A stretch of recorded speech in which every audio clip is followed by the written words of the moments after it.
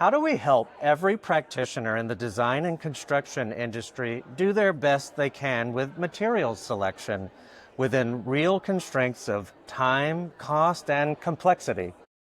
Welcome to Net Podsitive, where we help you to transform your eco-anxiety into action through regeneration and resilience. I'm Richard Garrett, and in this episode, we explore what it takes to scale healthy, sustainable materials across the building industry with two people here who have spent their careers at this intersection. Charley Stevenson and Matt Roop are the co-founders of Materially Better, a platform built to bring transparency, clarity, and usability to product data so that anyone on a project can make informed decisions on material choices and not just experts. Charley and Matt, thanks for joining me in this conversation today, and welcome to Net Positive. Thank you very much. We're excited to be here at Living Future with you to really bring this conversation to a larger group. This is exciting. Thank you, Richard. We've gotten to spend many years at this kind of conference, and so I'm happy to have this chat here with you. Absolutely. Charley and Matt have led some of the most ambitious materials projects in the world, including more than 15 Living Building Challenge projects or PEDAL certified projects. And their work isn't just about compliance, but it's about developing the tools and the systems that work in the real world, under pressure and with imperfect information. And today in our conversation, we'll discuss expectations versus reality, why better materials can sometimes feel out of reach, the power of process, how organization makes smarter decisions, and expert guidance for all. Helping to make better material choices intuitive and not just exclusive. And as we start to unpack these topics, I'm really intrigued to hear about your pathway of how you got to this place and what that looked like for you. And you both have said in our chats before that you didn't expect to be at this niche of materials and the healthy materials in the built environments. I'm really curious to find out more about that pathway for you. Sure. I would say I got here by mistake and I love it. In the sense Tell me more, Charley. And so I was a math teacher, and then I was a college administrator, and I was just drifting away from my environmental interest and roots. And then in 2008, I joined a consulting engineering firm that was very focused on energy as a generalist, really trying to bring lead practice in the middle early days of lead. And that's where I met Matt at summer camp.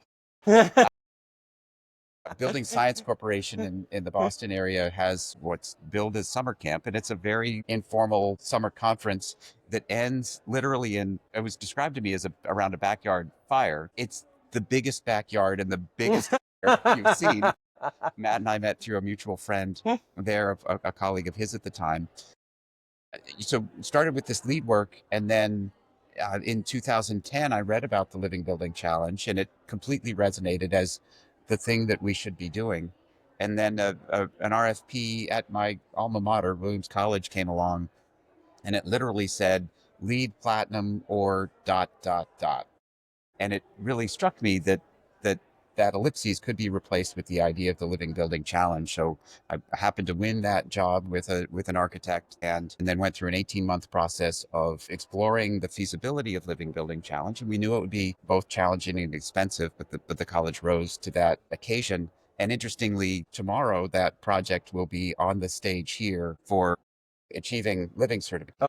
Congratulations. Certified years ago, but fell just shy of living, and they've really committed to it as we have. So it's that idea of sort of serendipity, and then it was really hard work. I underbid that project by a factor of 5. So I joked at the time that I supported my living building habit with lead project, and then with people I see here, started a second and then a third and then a fourth living building, again focused on materials, always with the idea that we'd find efficiency. We've done it before, we'll get efficient. And that efficiency was elusive because there's only so much information that your brain can hold, and there's only so much information that a spreadsheet can hold that's relevant from project to project. So really got thinking about data capture and data structure. And it was with the fifth project where Matt and I began to collaborate, because we got an enormous commission that was to add the materials pedal to a project that was already designed through change order. Another momentous challenge, But it was also the occasion where we saw we really need a system. We need a system that will scale digitally to help everybody do this work first for this project. But ultimately, it became clear that the solution we built was the solution that everybody needs. Yeah, and I guess if Charlie got here by accident, I got here more by strategic decision. Because I had been working in building performance and energy efficiency for 13 or 14 years, and felt like materials and healthier materials was kind of the next big thing. And this was in 2017, and Charlie offered me a position, and I decided to join thinking it was a rocket ship about to take off. And we haven't quite blasted out of the atmosphere yet, but hopefully we're about to do that. Well, thanks, Pat. So I'm really curious to start to explore some of the topics that we've talked about, or at least plan to talk about here today. Sure. And a large one of those is, I actually would like to continue a little more on your personal and professional pathway, and tell me a little more about your organization and some of the types of projects that you've had the opportunity to work on before we really start to unpack some things. I'd love to learn more about your org. Sure. So we used to be known as Integrated Eco Strategy, and then we rebranded this fall as Materially Better, really with two reasons. One is we really have narrowed our focus to materials because it is so replicable and so scalable, despite the fact that it hasn't scaled yet. The lessons learned on any project are inevitably applicable to every other project. It can be a very systematic work that we do. We're a team of about 15 people, 5 of whom are in software. So really working digitally to bring more information into an organized way so that it can be served into project teams. And then also through this project work, we've realized that if good information fell from the sky on tablets written by, they still might not make it. I mean, there's a really good chance that they wouldn't make it into a project. So that there has to be this multidimensional aspect to it, that there's good information and there's good process and there's good accountability and there's ultimately buy-in at every level in a project team. So we take both humor and hope into this work, but realize that there's a lot of work to be done and that it won't be a sort of lightning bolt of transformation. It will be a process of one foot in front of the other that leads to the kind of change we want to see. And, it's great to be here at Living Future where these ideas really germinate. It's also great to be just out in the world because there aren't that many people here relative to the number of people in this industry. And a lot of the work that we see as central to our mission is translating these leading projects and these projects at the cutting edge into common practice for all. Yeah, I mean, one of the great things that LBC really has given to the industry is just this framework about approaching materials and looking at healthier materials through a specific lens, and that really has been a tremendous gift to the industry. And now the question is that we're really focused on is how do we expand those ideas and those concepts beyond just LBC projects, because all projects can really benefit from this effort and this thought. It just might be at a different scale than it's done on an LBC project.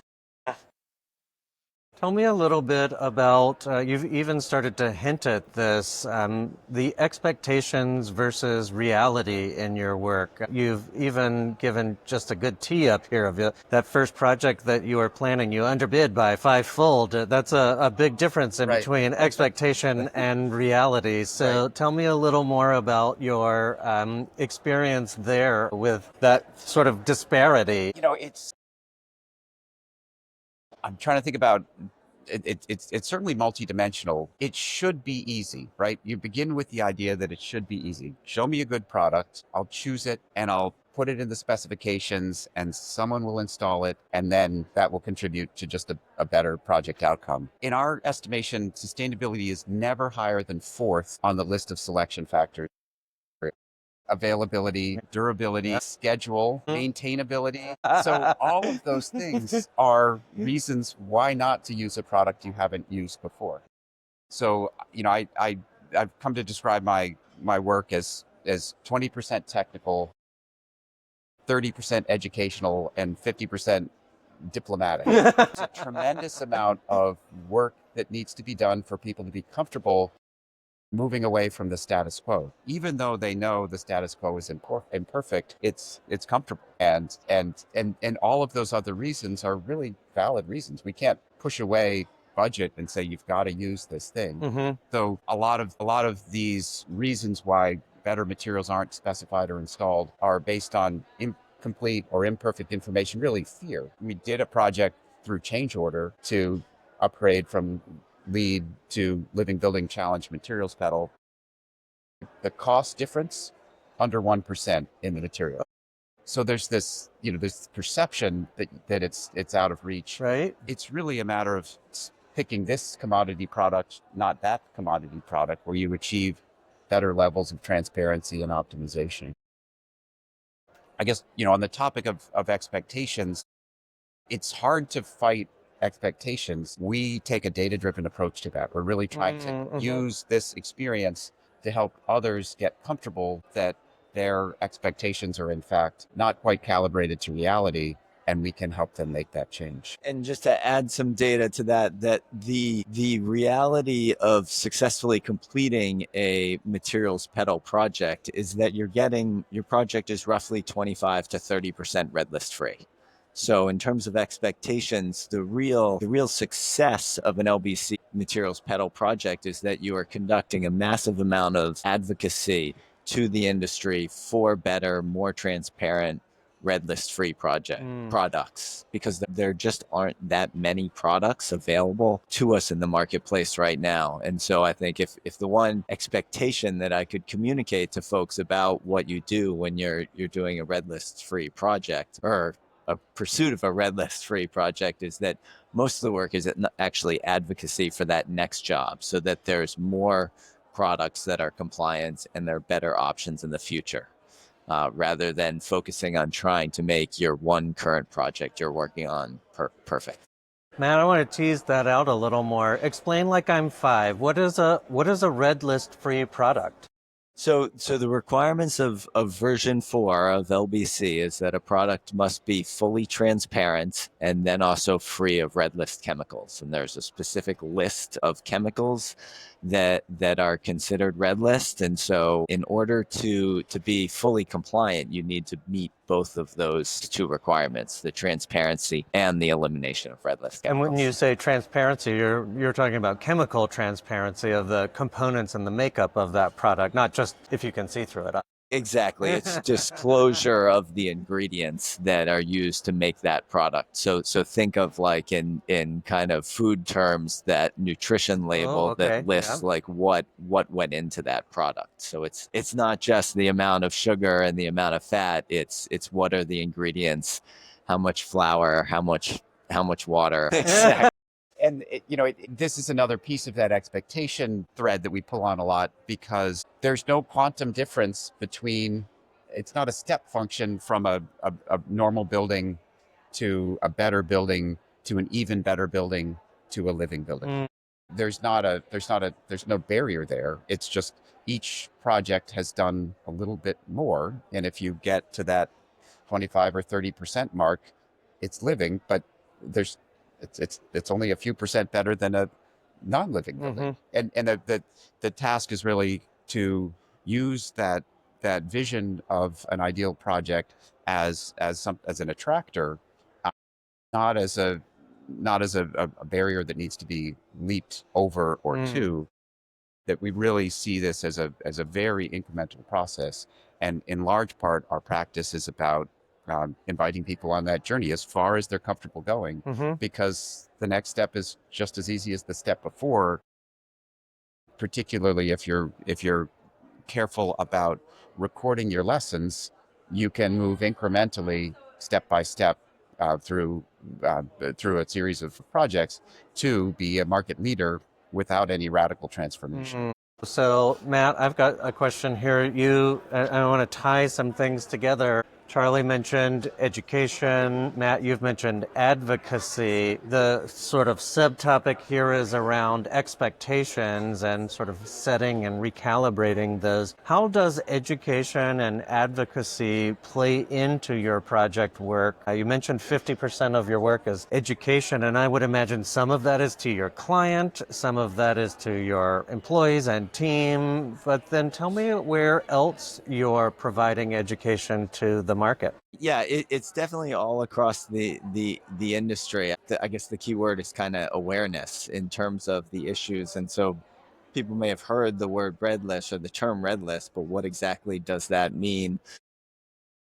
I mean, back to kind of my roots of energy efficiency, there's a whole lingo and awareness, and most people know what EUI is right now. Mhm. But the language around healthier materials and what defines a healthier materials and what should a designer or a construction team member be thinking about when they're trying to select a better product. There is a whole language and a framework and a methodology and thinking and approaching about that decision that needs to be made. I'm starting to look forward into our notes of our conversation, but you're already starting to tease at this of how you're providing information that sort of democratizes that information. It's not just for the experts. And so my question here is around that learning curve and what tactics you use through education to even help lower that barrier of learning curve. I'm not a cynic, and I try really hard not to be sarcastic. But Richard, what's your favorite carcinogen? Let me think about that one. Which cancer do I prefer? Exactly. So it's, a lot of it, that things you learn, you can't, certain things you learn, you won't unlearn. Right. And I think, back to expectations, until recently, we operated in a world where we thought that the government generally had our best interest in mind, and that things that are really harmful are probably illegal. And that's simply not the case. So the backdrop here is that there are a tremendous number of harmful chemicals that are in regular production.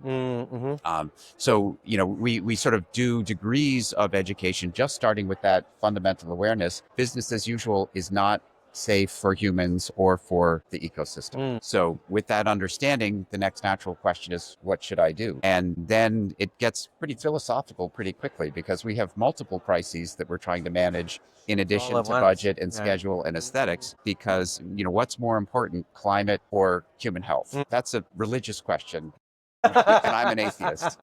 So we're just trying to bring all of these issues to the surface, not in a way that is sort of paralyzing, but rather empowering. So we then try to bring a logical layer to that.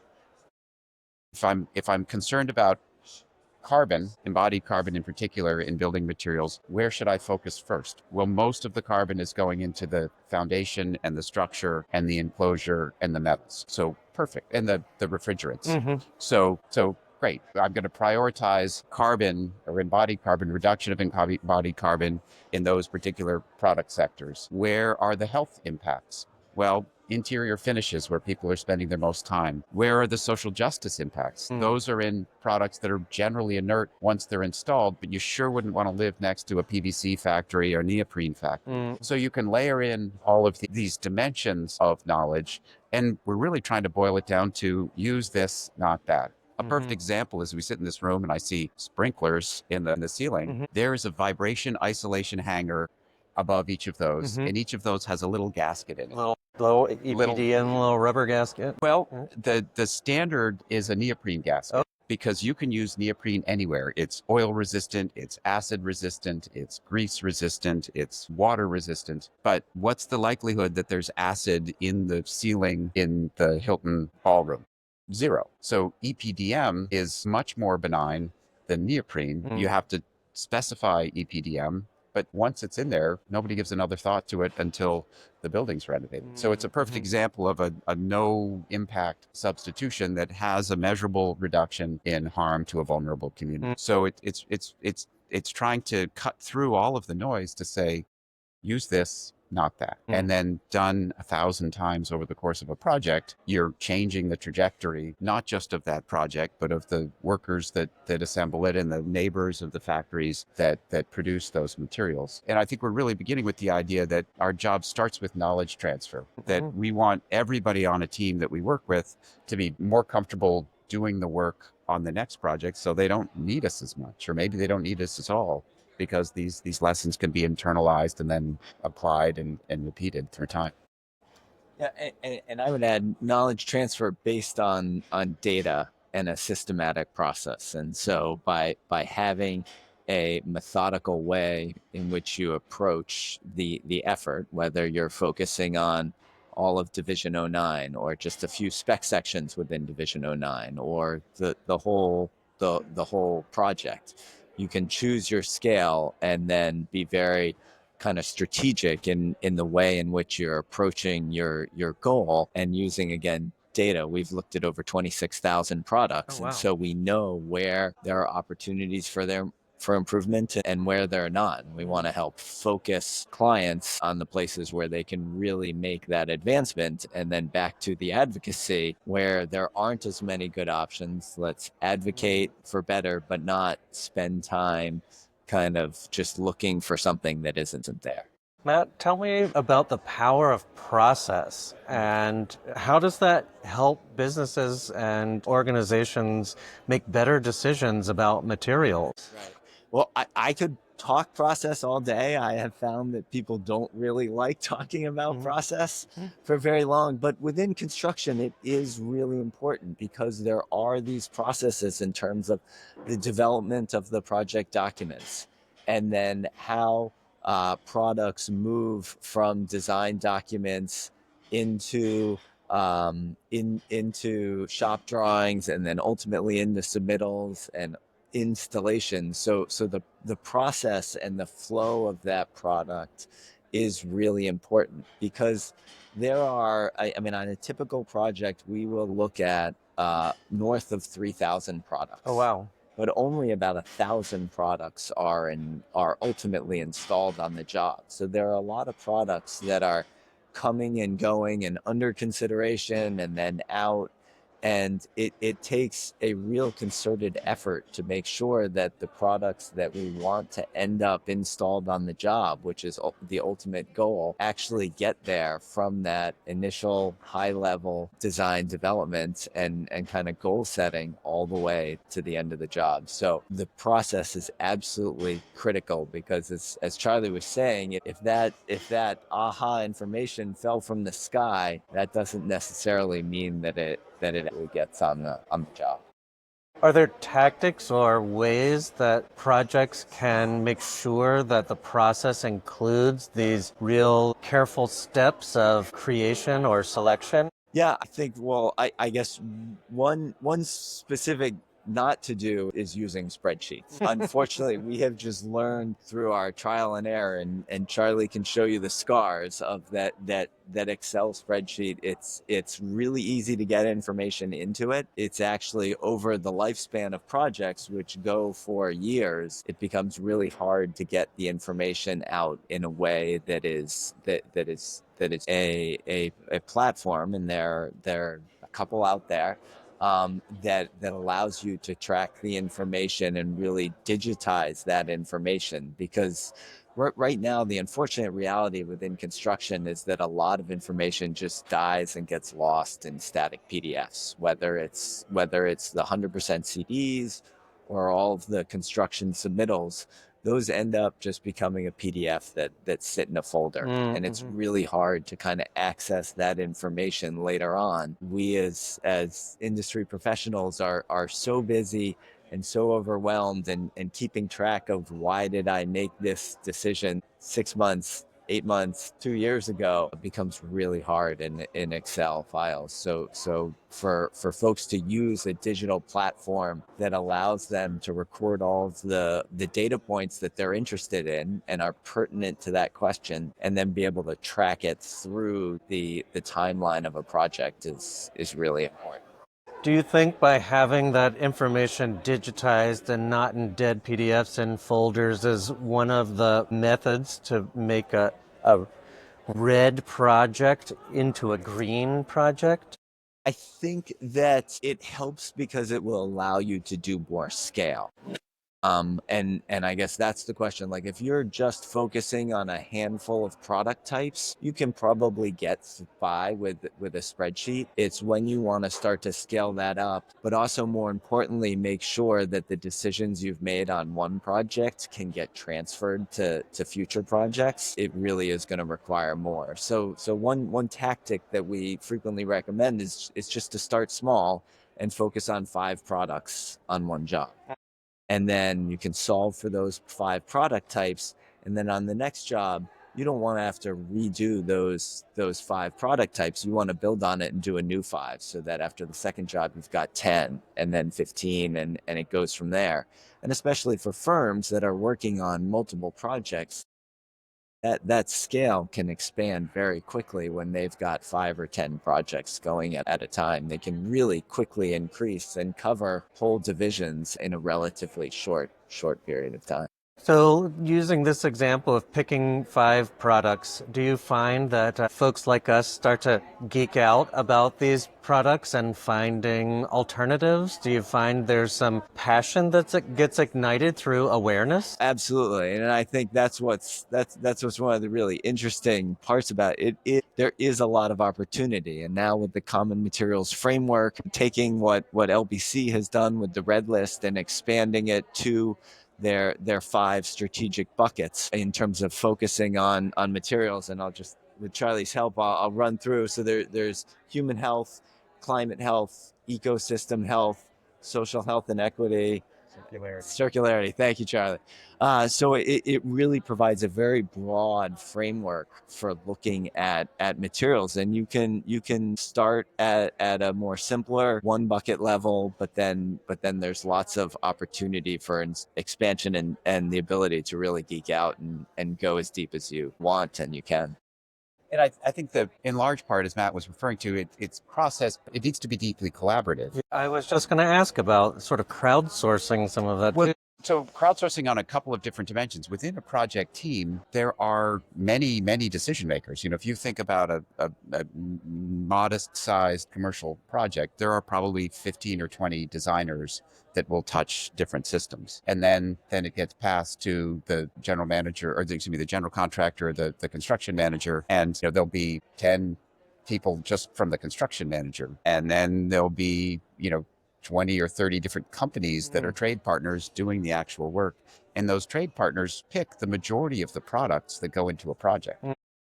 If a designer might specify the paint, what you're going to see, but they're not going to specify the joint compound that's under the tape, the paint. They're not going to specify the tape that holds the joints together in the drywall panels. They're not going to specify the drywall down to the product level. They're not going to specify fasteners. Yeah, we even ignore the fasteners. I mean, when we talk about 1,000 products in a project, we're sort of things that wouldn't fit in a shoebox. We get up to about 1,000 products. So all this to say that there's that level of coordination, and there's also the sort of coordination within an architecture firm. And you talk about crowdsourcing. Once a product is deemed pretty good, it's probably pretty good for a period of time. It's not such a dynamic market that you have to look at it every time. And that's one of the realizations that we've had, is that if it's good for this project in Western Massachusetts, it's probably good for this project in Central Massachusetts. And it's probably pretty good for a project in New York City. And then, where do you draw the boundaries? There aren't that many places where you draw boundaries. When Matt mentioned good is good and better is better. Love it. And PM. Yes, exactly. Well, that's another funny story about our new name, but I'll get to that in a minute. But ultimately, that idea that not only does every project not need to do this work, but not every firm needs to do this work. If we get to this common language about what a good product and a better product looks like, that can be shared. Nobody's going to win sustainability or win sustainable materials if we can split this work about deciding on good products among all practitioners, and then have a way to just publish that and get products reused. And that's ultimately where the efficiency comes from. One of the reasons that we were X over budget on that first project is that it took us 6 to 8 hours to research every product. I would think that it's at a minimum. Well, I mean, I just remember it was like we were running a boiler room, and I had my first employee, Don, was on the phone, and he would pick it up, he'd call somebody, and he'd spend 15 minutes explaining what the Living Building Challenge was, what the Red List was, and Education, advocacy. and if they didn't hang up thinking that he was trying to steal the family recipe for, paint, we might get somewhere. And now, both as that work has happened, the crowdsourcing of all of these projects globally that have pursued materials petal or living building, the awareness is now there. And then reuse of information and looking in these places where you've already found better products helps you not search everywhere for products. So there's been a 10x reduction in the effort, even on these projects that are pursuing certification. But a project that isn't pursuing certification can just rely on a trusted source. You know what? It's still good material. Matt said it's pretty good. I don't better than a random selection of this product. So we'll just put that in. So yeah, there are dimensions to that crowdsourcing that take a lot of the work and the friction and therefore the cost and the fear out of the process. Yeah. And when Charley mentions collaboration, my mind immediately runs to communication and just how important communication is in our industry. And back to your question about process, there are these very formalized avenues of communication within construction, but there's all these informal ones in terms of keeping the design team all on the same page, because it's not just one designer who's making all the decisions. There are lots of different players involved. And so how do you keep everyone on the design team on the same page? Because typically, like the architect that is reviewing the submittals is not necessarily the architect who put together the construction documents. So there are multiple players involved. There are multiple different firms. There are multiple different sub-consultants. There are multiple different trade partners, and being able to keep all of them on the same page is a challenge. And back to spreadsheets.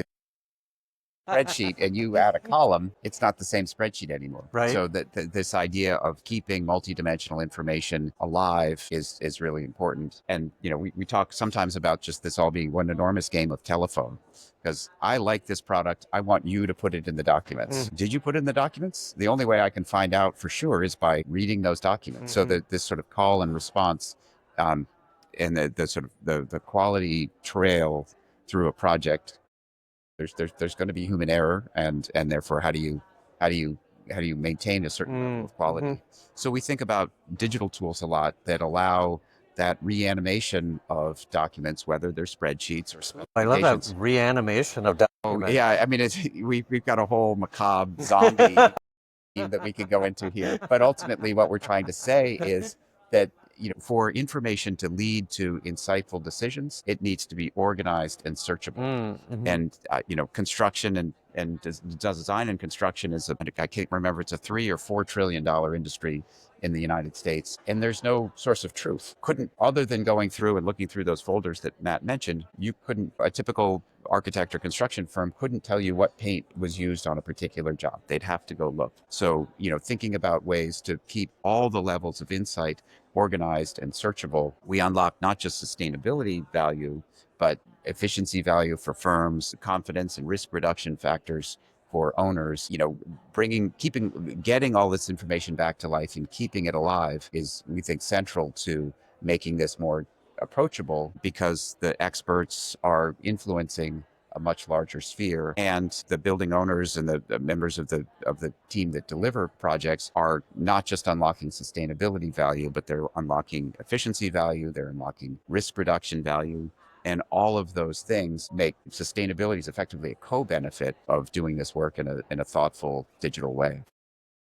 My mind is starting to wander here around expertise as well. And if you've got individual contributors who are submitting information and then sharing that out into the community, and that all people can access that kind of information, that inherently raises the floor of expertise. Absolutely. And then, the term API jargon, I try to avoid it, but it's the idea of information in structured form that can move from one website to another. Mm. So Health Product Declaration Collaborative has an API. You can subscribe to that if you accept their terms of use, and all of the information that it's in HPD can be brought into another website. Same is true for EC or Building Transparency and their EC3 EPD library. Same is true for Declare and the all of the label information in Declare you can get digitally. It's a non-trivial exercise to merge those records together, and we figure out a way to do that efficiently. So in addition to sort of individual experts, there's this idea to bring best available public information into one place and then layer on, we don't call it product scoring, we think about it as product grading. What's the best drywall that I can get in this market? What's the best interior paint that I could use in this application? So this whole taxonomy of products, you can think about the recommendation engine in Amazon. Richard, if you're interested in this, you might also be interested. Then you see the number of stars next to it. Well, about the same price point, but more people seem to like this product than that product, so I'll give it a shot. So it's that idea of crowdsourcing at all the levels, the wisdom, the confidence, the knowledge, so that nobody has to do as much work, and therefore everybody can be more ambitious in their goals. Oh, and so Sorry, I was just going to add, Richard, and expand it. That we don't want the expertise and the wisdom to just have to be confined to a few individuals. Really, the goal is to expand it and get it so everyone is able to leverage the information and take action and implement it. And if that means that at an architecture firm, everything has to go through one or two sustainability specialists within the firm, that's just an inherent restriction to our ability to rapidly kind of improve and increase the effort. So we really want to be able to have a few strategic experts making decisions that can then be broadly disseminated out to the rest of the group, because as Charley was saying, the products don't change that rapidly. And so if a team can make a decision on a product and then capture and disseminate that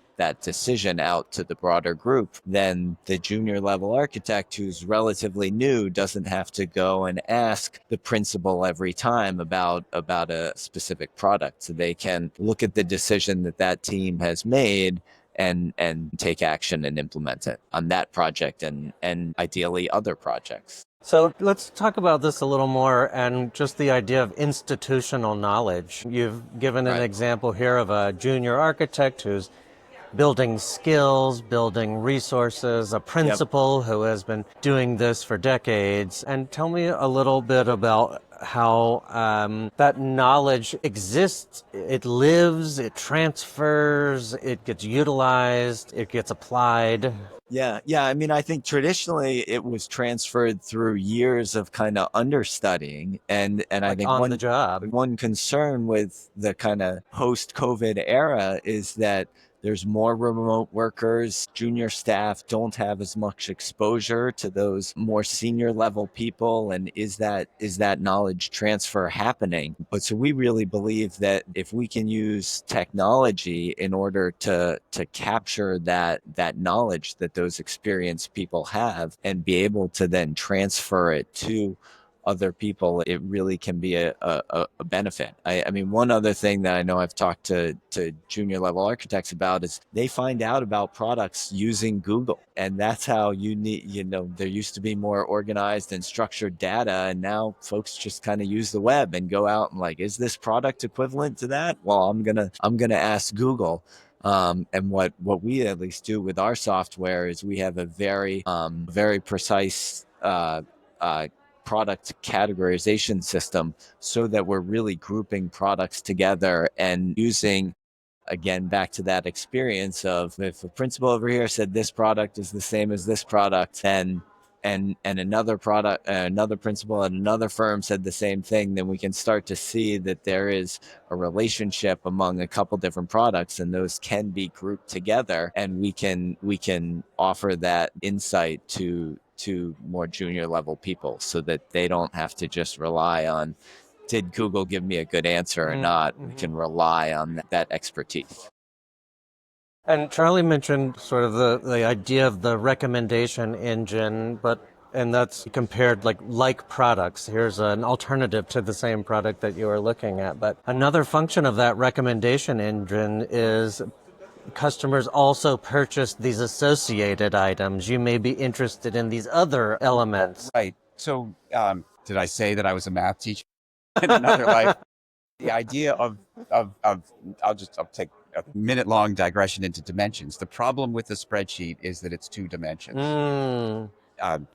Rows and columns. And if you get really smart, links to other tabs, and some people love pivot tables. So you can get to a certain number of dimensions, but not that many. So when we're talking about categorization or we're talking about product equivalence, we use the power of artificial intelligence. We use the power of vector analysis to look at products in thousands of dimensions. Is United States Gypsum Incorporated the same as US Gypsum? Is that the same as USG? Is that the same as USG Corporation? Probably yes. So you can use sort of word association to move away from probabilistic, I need everybody to call it United States Gypsum Inc., to a more colloquial language like, yeah, I know probably when you say USG, you mean the company that the federal government recognizes as United States Gypsum Incorporated.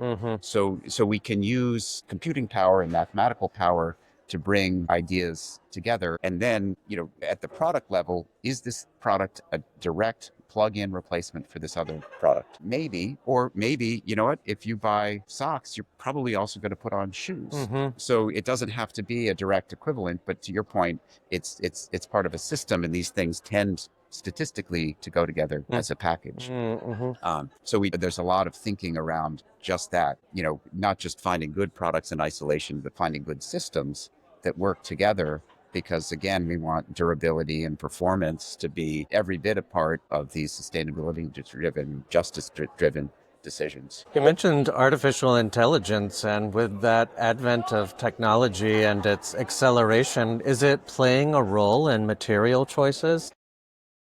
I guess we see it primarily, we use it a lot in our work.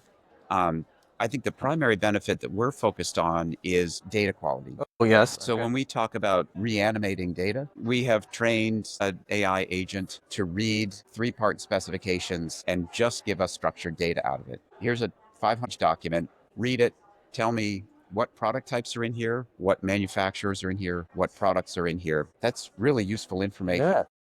And would take a lot of time to read and parse out. Our experience shows 6 to 8 minutes per product if you're hiring a human to read through that document. Depending upon which version of OpenAI's ChatGPT we're using, that's a $6 or $8 task to read a 500-page document. We don't trust it completely. We want somebody to babysit it and to make sure that it's doing a good job. But using this kind of probabilistic analysis, get a big data set, you'll get some strong signals about equivalence and quality. And that's, you can verify those.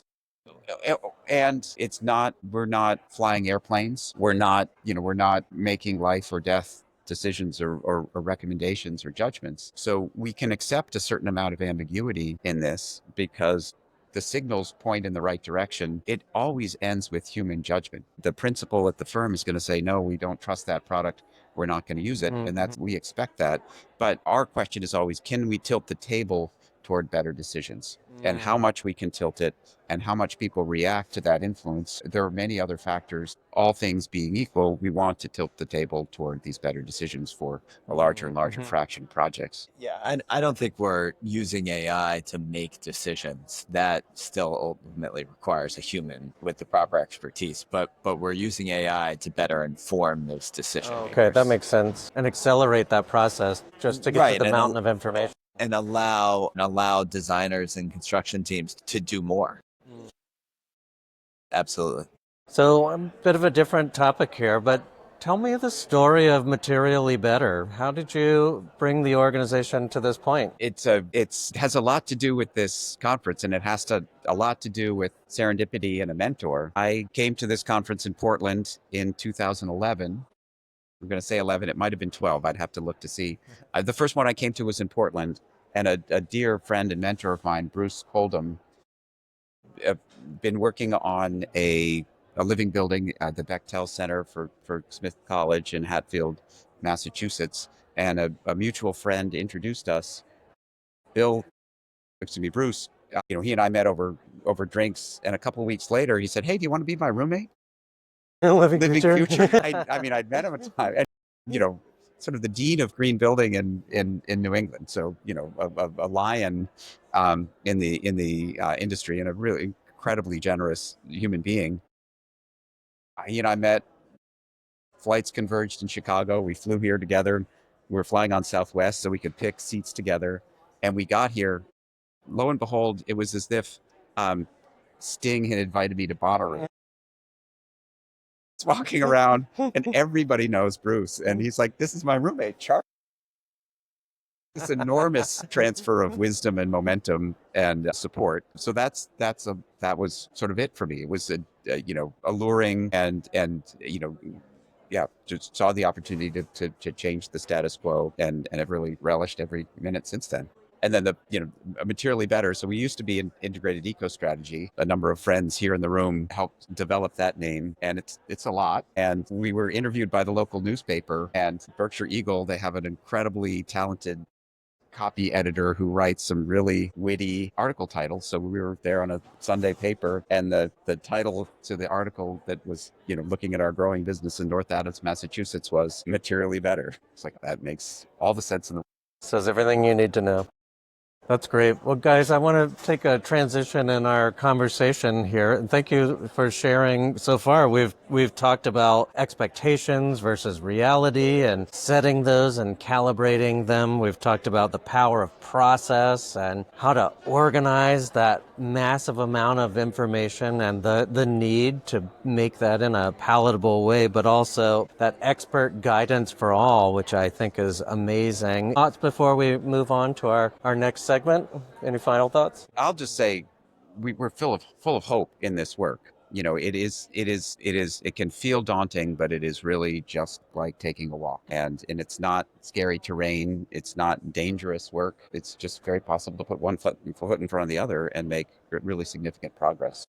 Yeah, and I completely share that optimism. I do think that, as someone who's been in construction for a long time, I think that the opportunities are really beyond just these sustainability criteria that we're primarily focused on and motivated by, but that construction has been an industry that has been very slow to adopt technology to aid its work. Because of that, there are lots of missed opportunities in data and just better understanding about buildings. And so I think what's really exciting about the industry right now is just the opportunities for a revolution in how we design and construct buildings. And that's going to happen for a number of reasons, but one big one is just the cost of the effort.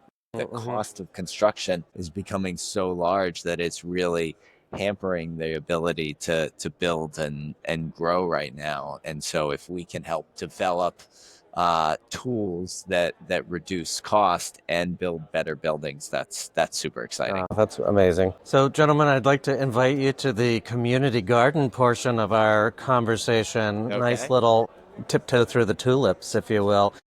Have either of you done the rose, thorn, bud framework before? Maybe with your family? At the dinner table. Oh, yes. do you? Okay, Yeah. well, then you already know. A quick review. I'd love to find out what's blossoming in your world these days, your work, your world, your life. You tell me. A thorny problem you may be having or experiencing, and then what's bringing you hope for the future. So, Matt, tell me what's blossoming in your world these days.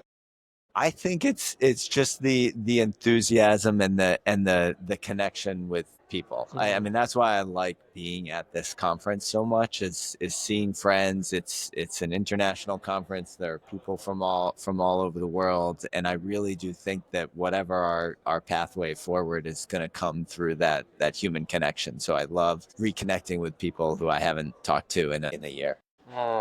Oh, there's so many great faces and friends around Totally. here. It feels like homecoming, if Yep. you will. Yep. What about you, Charlie?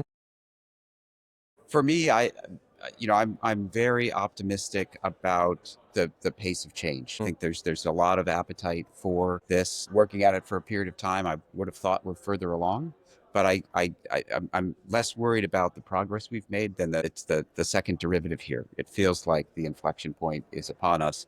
Part of this is driven by technology. Part of this is driven by a sort of groundswell of interest to do the right thing, despite the world we're living in right now. So yeah, I'm an optimist through and through.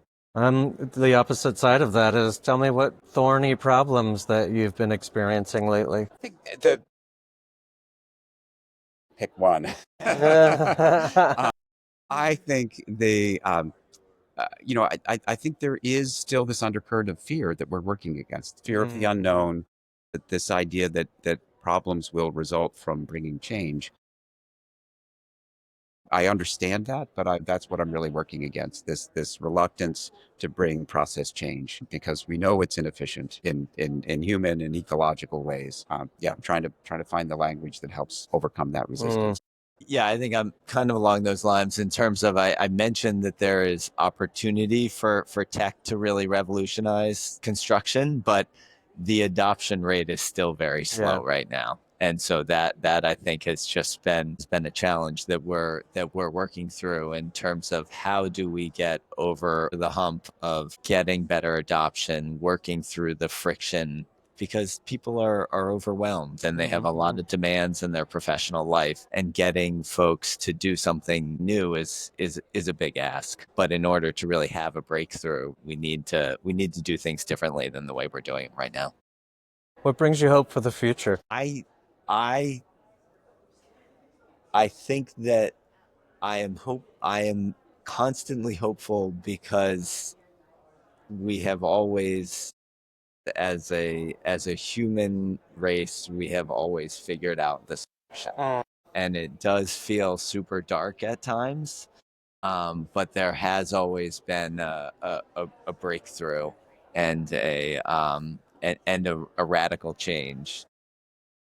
I constantly talk with my boys that it's not about what happens, it's the reaction that you have. Yeah. And so there is always going to be bad things and something that we wish didn't happen, but more importantly is how we react to that. It's sort of in a similar vein. I'm very hopeful just because of the number of people and the degree interested in these ideas and the degree to which they're committed. When I think about our staff, it's a young staff, it's a committed staff. It's back to the point that it's hard to, once you're aware of these issues, it's hard not to take them seriously and put them in the forefront of your mind. So I'm trying not to use a fire analogy. It's I guess we can use a seed analogy, right? These seeds are resilient seeds and they can grow in small cracks. And once they get their roots into those cracks, you really hard to get them out. Yeah. So optimistic for that. Oh, that's a perfect segue to my next question is around gardeners. Charley, tell me who have been the gardeners of your career and your life, who have helped you to grow along the way? I mean, in addition to family, I think of the lessons learned on every single one of the projects that we've worked on, regardless of the level of ambition, for our scope. Yeah, we very much bring a learning mentality to the work that we do and a teaching mentality to the work that we do. And I think every project we've done has led to either evolution or revolution. Oh, I love it. And that idea that everybody has something to teach and something to learn, I really live by that. Yeah, professionally, absolutely taking lessons from every project and every kind of mistake is an opportunity to learn. But the one person who has really influenced my career most professionally is a woman named Katrina Cook, who is just a wonderful, hard-nosed Irish woman who was in construction when there weren't a lot of women in construction. And so she had the edge, but she could also do it in such a way that really won everyone over to her side. And so just really showing the importance of being able to connect on a human level with people and find a bond and realize that you might be coming at it from different perspectives and have different motivations, but that we are all still human and working together to find a path and a solution. That's great. So Matt, last question for you guys. Tell me about one of your favorite places in nature. Paint me a picture. So I do a lot of trail running. I love trail running, and there is just one path near my house that I can access very quickly. And my favorite time is early morning, going through, and just the dappled light that comes down and passes it and falls on the ground there. And so I like, whenever I do get invited to a biophilic design charrette, I always talk about dappled light, and I always get shot down because people are worried about shadows and tripping hazards and stuff. But I really love the dappled light in a forest. That's my favorite place. Sounds like a treat. I live in southern Vermont, and there's this beautiful hayfield across the road from my house, and it's kind of amazing because it's actually 5 hayfields, but the way they intersect, you turn the corner and it's different every time. There are crows, there are going to be turkeys, there's going to be hailstorm coming at you. It doesn't really matter, but just that it's right there, and it's super varied. This has been a great conversation, guys. I've Thank really you, Richard. appreciated. You've taught me a lot. You've helped me even set my own expectations or learn that those can be malleable and should be. And I really appreciate that power of process action here. I think that that's important, just to normalize a lot of that data and get it into a usable place. Absolutely. And I would just say imperfect steps are better than no steps.